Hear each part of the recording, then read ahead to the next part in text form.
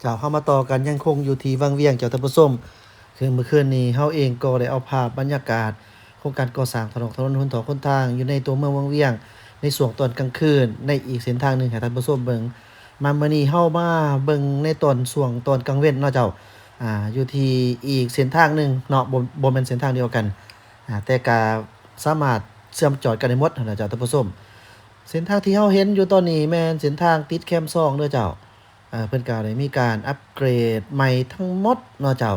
ซึ่งว่าได้มีการปูยางโขหรือว่าอัสฟาลต์แล้วก็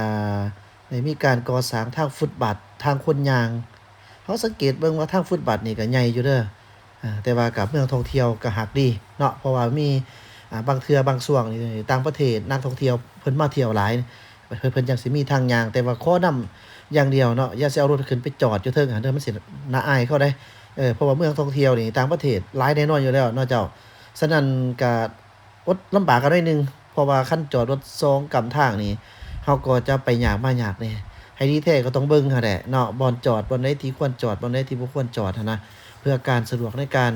ใช้รถใช้ถนนโรงเรียนหยังประมาณนี้เจ้าแต่ว่าอย่าเด็ดขาดเด้อเจ้าอย่าสิเอาตีนรถอันขึ้นไปถึงทางฟุตบาทอยู่ในตัวเมืองบ่อนจุดที่มีนักท่องเที่ยวหลายให้ดีแท้นี่บ่ควร เฮ็ดทุกบ่อนยิ่งดีเนาะเอ้าอันนี้เราก็เว้าว่าได้เรื่องจากว่ามันเป็นใบหน้าใบตาของเมืองเนาะเจ้าแต่เป็นเมืองที่มียอดผู้เข้ามาเที่ยวชมเป็นจำนวนหลายในแต่ละปีตอนนี้เราถือว่าเอิ้นได้ว่าเป็นเส้นทางแคมป์2เด้อเจ้าแคมป์แม่น้ำ2เพราะเบื้องขวามือนี่น้อยเดียวหนึ่งเนาะลงไปนี่ก็แม่นแคมป์น้ำ2แล้วล่ะเจ้าเราเห็นว่าเส้นทางนี่ก็ดีหั้นล่ะเจ้าเนาะโอ้มีการปูอัสฟาลต์ปูยางต่างๆเนาะมีฟุตบาทขีดเส้นแต้มเส้นชัดเจนเนาะแต่ว่าก็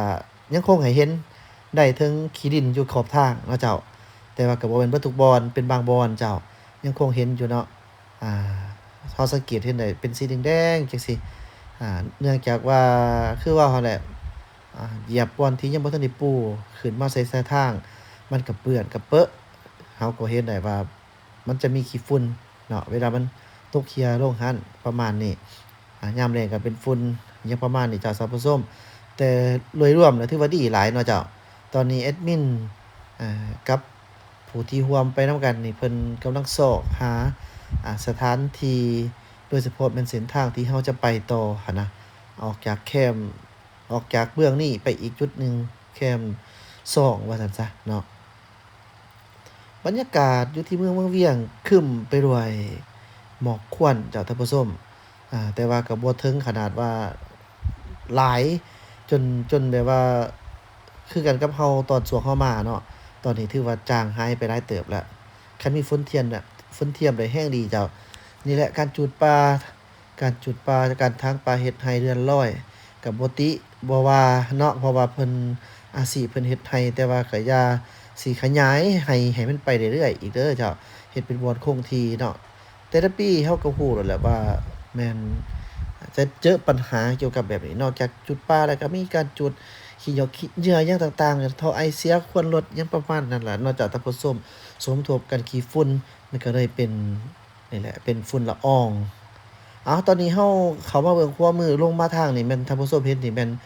สิเข้ามาแคมป์2เด้อเจ้านี่ ทางน้ำซองแถวนี้ก็มีการเฮ็ดใหม่เกือบว่าทั้งหมดเลยล่ะเจ้าตะกี้นี่ก็โอ้บ่ทันมีทางปูยางเดี๋ยวนี้นี่ปูคอนกรีตเส้นนี้เนาะเป็นทางปูคอนกรีตแล้วก็อันน่ะจะมีครัวอีกเด้นี่จะมีครัวข้ามมันมีหลายจุดเลยเจ้าท่านผู้ชมไปซื้อเมื่อกี้นี่ก็ไปได้เนาะไปซื้อเมื่อกี้นี่เราสามารถออกไปไปทางอันถ้ำจังแต่ว่าเรามาเบิ่งครัวมื้อนี้เราก็จะมาผ่านเมื่อคืนนี้เรามาเลยเนาะเมื่อคืนนี้แต่มันเป็นตอนกลางคืน เขาจะมาผ่านนี่ครัวนี่นะเจ้าท่านผู้ชมครัวนี่มันครัวเฮ็ดใหม่ครัวขามน้ำซ่องเป็นครัวเบตงเสริมเหล็กเพราะว่าเพิ่นเฮ็ดเส้นทางนี่มันเกี่ยวอ้อมจากอีกฝั่งเบืองตัวเมืองเข้ามาอีกฝั่งหนึ่งว่าซั่นซะเออแล้วก็สามารถเข้าไปแคมป์แม่น้ำซ่องได้2เส้นทางทั้งทางตัวเมืองแล้วก็ทางเขตสส่วนเบื้องมาเบื้องนี้นี่ล่ะเจ้าเนาะเบื้องซ้ายมือก็เนาะเป็นหน้าเป็นเนื้อก็เป็นทางแบบนี้ ถือว่าก็โอเคก็คักหั้นแหละเจ้าเนาะเอ้านี่ถือว่าเป็นการอัปเดตเส้นถนนหนทาง อ่ามันดีสำหรับว่าถ้าหากสร้างแล้วเนาะมันก็ดีให้การท่องเที่ยวให้ผู้คนท่องเที่ยวเที่ยวไปเที่ยวมาได้สะดวกสบายเจ้า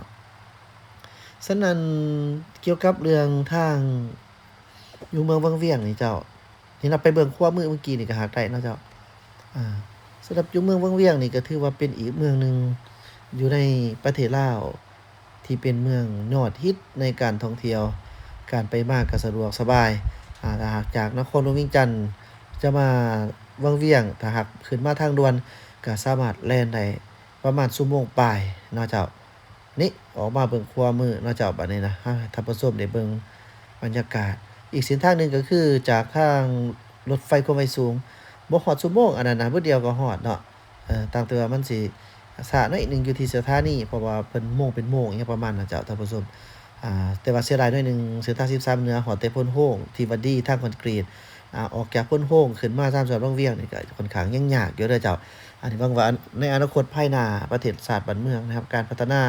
มีเงินมีคำหวังว่าคงจะสร้างให้เพิ่นงามเนาะแล้วก็มีความสะดวกสบายในการไปมา เพื่อให้ประชาชนในแต่ละบ้านได้ใช้ส้มใช้เส้นทางได้อย่างสะดวกสบายแน่นอนเกี่ยวกับเรื่องการท่องเที่ยวผู้คนก็จะเข้าไปเที่ยวเบิ่งวิถีชีวิตไปซื้ออาหารการกินที่เป็นธรรมชาติได้เพราะว่าประชาชนปลูกฝังเลี้ยงสัตว์ก็หลายเด้เจ้าแต่ว่าตอนนี้เบาบางประชาชนในขอบเขตเส้นทาง13เหนือนับแต่เมืองพ้นโฮ้งไปจนมาฮอดเกือบเมืองวังเวียงก็ขาดได้หลายสมควรเด้ต่างจากแต่ก่อนที่บ่ทันมีทางด่วนหมายความว่าจำเป็นได้เที่ยวทางผู้คนก็ได้ใช้รถใช้ถนน ขึ้นขี่มาตรงไหนมีจอดมีแวะพักเช้าได้กินอันนั้นเงินก็สัมผัสเฮียโรงหันเนาะเขาสิว่าเฮียก็บ่ถึกก็จะกระจายโรงหันเจ้าเอาละบัดนี้เฮามาเส้นทางเบื้องแค่ฝั่ง2เบื้องซ้ายมือถ้าหากว่าเฮาปิ้นหน้าไปทางเบื้องนี้เนาะตอนนี้เฮาปิ้นหน้าขึ้นไปทางภาคเหนือเออถือว่าเฮาก็อยู่เบื้องซ้ายมือของแม่น้ำ2ส่วนว่าเบื้องขวามือนี่มันเป็น อันนั้นมันเป็นมันเอิ้นว่าตัวเมืองก็ว่าได้เจ้าท่านผู้ชมตัวเมืองก็ว่าได้เนาะเส้นทางขอบเขตแคมป์ซ่องแน่นอนมันก็บ่ได้กว้างอิหยังหลายเจ้าฉะนั้น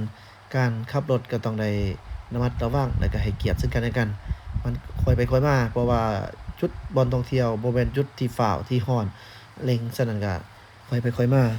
เพราะว่าเราต้องได้ชมวิวชมหยังสังเกตเบิ่งหน่วยผู้หน่วยพาเจ้าท่านผู้ชมมืดคุมมุมเกือบแทบบ่เห็น นั่นบ่แม่นเป็นหมอกเนาะแต่ว่ามันเป็นควั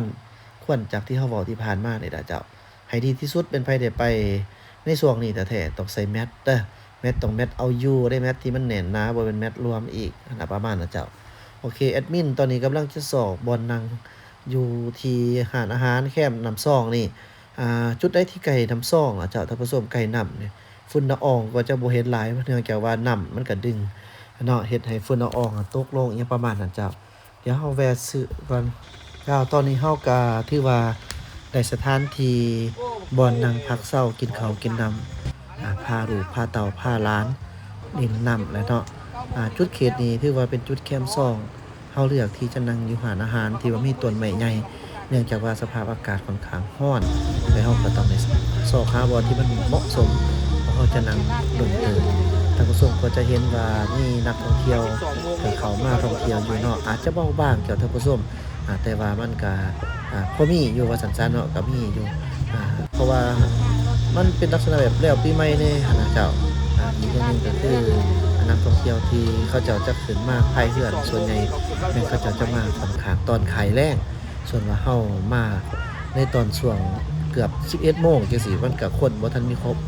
บ่ค่อยมีหลายเนาะเจ้าท่านผู้ชม บ่คือเป็นเทศกาลแบบใหญ่ๆที่ว่าผู้คนออกเที่ยวหลายจังซี้เขาจะมาแต่เช้าแน่นอนเพราะว่าคนหลายเด้แต่ว่าตอนนี้มันถือว่าไปก็พักผ่อนอยู่ประมาณนั้นขอบคุณที่ติดตามรับชมอย่าลืมส่องกีฬา Channel ด้วยเจ้าสบายดี